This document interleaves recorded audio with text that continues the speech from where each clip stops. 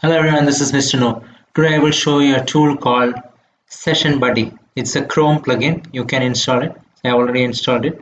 So this is the Chrome Session Buddy plugin. So the good thing about this one is um, you can open as many sessions as you want here.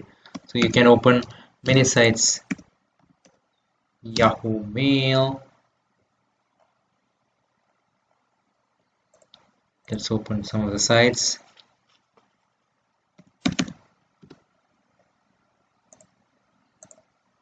Yeah, so you can open as many sites as you want here. And now from here, let's open a few more.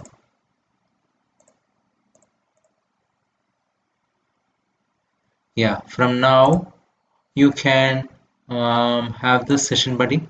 So it is remembering what all things are open, right? Now you can save this list one. Okay, right? It has already saved it. Now even if you close this and open this up again, then you can restore that session with this. So you go here and you say list one and it's open. Then that's it. You restore all the sessions that you have.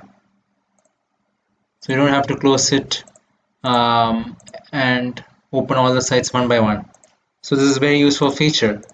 I hope this is useful. Thank you very much.